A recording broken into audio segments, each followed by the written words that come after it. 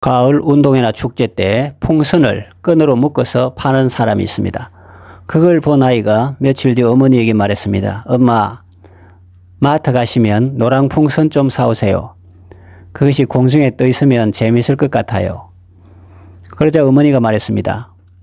얘야, 운동회 때 그 풍선이 하늘에 떠 있었던 것은 노란 색깔이라서 그런 것이 아니란다. 그 속에 공기보다 가벼운 기체를 주입했기 때문이지 라고 말했습니다. 우리도 예화 속의 아이처럼 생각할 때가 있습니다. 나도 부자가 되면 행복할 것 같아. 나도 건강해지면 행복할 것 같아. 우리나라도 국민 총생산이 높아지고 부자 나라가 되면 사람들이 더 행복할 것 같아 그렇게 생각할 수 있습니다. 그러나 이것은 사실이 아닙니다. 부자가 되면 행복할 수도 있겠지만 행복한 이유는 부자라서가 아닙니다. 부자라서 행복하다면 세상의 모든 부자가 다 행복해야 하는데 그렇지가 않죠. 자기 아내와 이혼 소송 중인 어떤 재벌 이야기가 매스컴에 나오지 않습니까? 그는 이혼 중에 소송 중에도 다른 여자를 만나 교제했다고 합니다. 그런 삶이 과연 행복한 삶일까요? 풍선이 하늘에 떠오르는 것은 색깔 때문이 아닙니다. 그 안에 공기보다 가벼운 기체가 들어있기 때문입니다. 성도가 행복하고 잘 사는 것은 그가 부유하기 때문이거나 유명해서가 아니라 그의 안에 예수님이 계시기 때문입니다. 그걸 어떻게 할 수 있느냐? 그가 부유하지 않을 때나 유명하지 않을 때 어떻게 사는가를 보면 알 수 있습니다. 그럴 때도 그는 하나님의 은혜로 웰리빙합니다. 잘 살죠. 그런가 하면 그 안에 그리스도가 없는 사람은 아무리 좋은 환경 속에 있어도 전혀 행복하지 못합니다. 아무리 좋은 조건이 갖추어져도 승리하지 못합니다. 임진왜란 때 원균이라는 장수는 많은 배와 군사를 거느리고 전투에 참여했지만 일본군에게 크게 패하고 말았습니다. 조정에서는 수군을 패하고 육군으로만 싸우자는 말이 나올 정도였습니다. 이순신이라는 장수는 그 열악한 환경에서 수군을 재건하고 명량해전에서 12척의 배를 가지고 외적과 맞서 승리했습니다. 전쟁에서 군사의 수도 중요하고 배도 중요하고 장비도 중요하지만 그보다 한 사람의 유능한 지휘관이 얼마나 더 중요한가를 절실히 깨닫게 됩니다. 우리 신앙생활도 이와 같습니다. 비슷한 상황에 있어도 어떤 사람은 승리하고 어떤 사람은 패배합니다. 어떤 사람은 좋은 환경 속에서도 실패하는가 하면 또 어떤 사람은 매우 열악한 환경 속에서도 승리합니다. 그 차이는 어디에서 오는 것일까요? 그 인생을 누가 지휘하는가? 그 안에 누가 사는가에 달려 있습니다. 오늘 우리가 읽은 성경은 우리에게 이렇게 말씀합니다. 5장 12절 하나님의 아들이 있는 자에게는 생명이 있고 하나님의 아들이 없는 자에게는 생명이 없느니라. 그렇습니다. 예수님은 우리의 생명입니다. 예수님은 우리의 능력입니다. 세상을 이기는 승리는 이것이니 우리의 믿음입니다. 그리스도가 내 안에 살면 모든 것이 내게 유익합니다. 가난도 유익이 되게 하시고 질병도 유익이 되게 하시고 죽음조차 유익이 되게 하십니다. 심지어는 내가 잘못해서 범죄하고 넘어졌다 해도 회개하고 다시 그리스도를 내 안에 왕으로 모시면 그리스도는 나의 모든 죄와 허물을 다 사해 주시고 생명길로 인도해 주십니다. 자신의 연약함을 깨닫게 되고 더욱 주를 의지하게 하십니다. 더 겸손해지게 하시고 은혜의 소중함을 깨닫게 하십니다. 다윗은 사람들이 성군이라고 하지만 하나님 앞에서 악행을 저지른 사람입니다.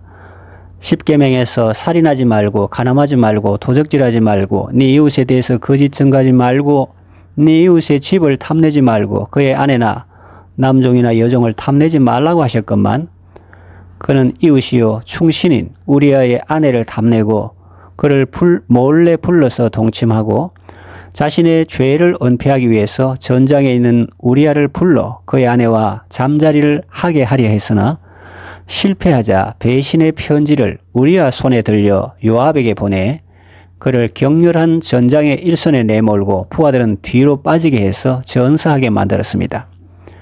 그리고 우리아의 아내 바세바를 아내로 취했습니다. 그는 살인했고 간음했고 도적질했고 이웃을 속였고 이웃의 아내를 탐내고 부정하고 악한 방법으로 취했습니다.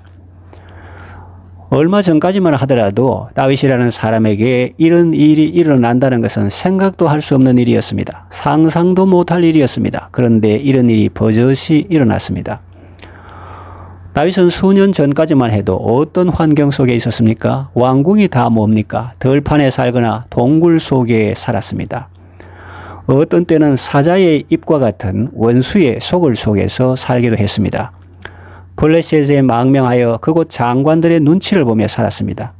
그 시절 그의 육신은 고달프고 힘들었지만 그의 영혼은 하늘을 날아다녔습니다.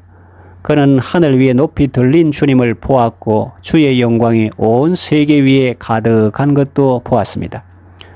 그런데 지금은 전혀 그렇지가 않습니다. 육신은 왕궁에 살고 호화로운 생활을 하고 있지만 영혼은 완전히 바닥입니다. 하나님의 영광은 온데간데 없습니다. 예배를 드려도 기쁨이 없습니다.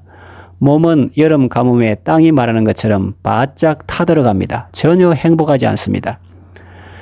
이것이 다윗만의 이야기일까요? 우리의 이야기일 수 있습니다. 인생은 누구나 연약함을 알고 한순간도 질그릇 같은 자신을 의지하지 말고 보배로우신 주님을 의지해야 함을 더욱 절실히 깨닫게 됩니다. 제가 강조하려는 내용은 다윗의 범죄 이후입니다.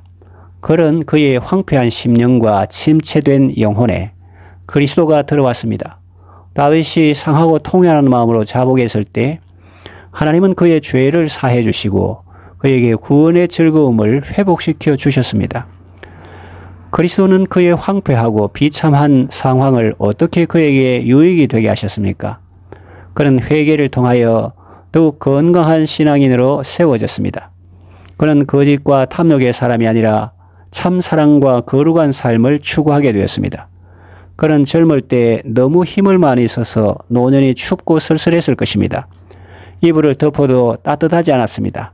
신하들이 의논하고 전국에서 아름다운 처녀를 뽑아 다윗을 가까이서 모시게 했습니다. 그러나 다윗은 그와 더불어 동침하지 않았습니다. 그리고 다윗은 암논의 죽음과 압살롬의 죽음을 경험하면서 자기의 죄를 생각했을 것입니다. 그 아들들의 모습 속에서 자기 모습을 보았을 것입니다. 여동생을 강간하고 그 오라비에게 암살당한 암논을 보면서 또 자신의 우유부단함에 불만을 품고 반역을 일으켰다가 요압에게 살해당한 압살롬을 보면서 그는 슬피 울며 통곡했을 것입니다.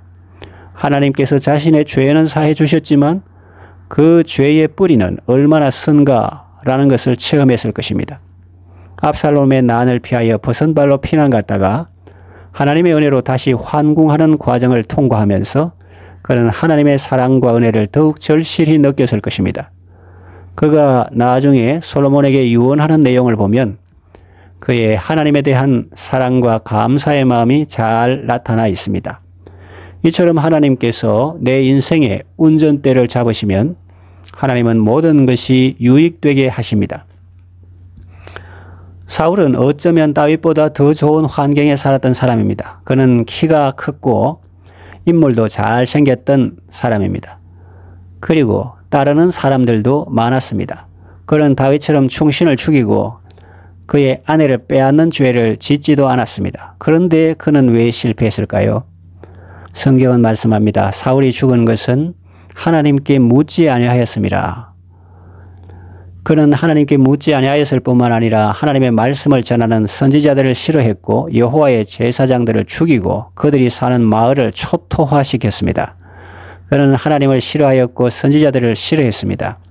요즘 말로 하면 그의 안에는 그리스도가 없었습니다. 그러다가 비참한 최후를 맞은 것입니다. 성령님은 사도 요한을 통해서 우리에게 말씀하십니다. 하나님의 아들이 있는 자에게는 생명이 있고 하나님의 아들이 없는 자에게는 생명이 없다고. 사람들은 묻습니다. 그는 잘 사는 사람인가? 그는 유명한 사람인가? 그는 건강한 사람인가? 그러나 하나님은 우리에게 물으십니다. 그에게 하나님의 아들이 있는가? 하나님의 아들이 있는 자에게는 생명이 있습니다. 그러나 하나님의 아들이 없는 자에게는 생명이 없습니다. 생명이 없는데 다른 것들이 무슨 소용이 있습니까? 아무리 많아도 자기 것이 아니고 골치만 아픕니다. 괴롭고 힘들기만 합니다. 입에 단내다도록 끌려다니는 삶을 살다가 비참한 최후를 맞이합니다.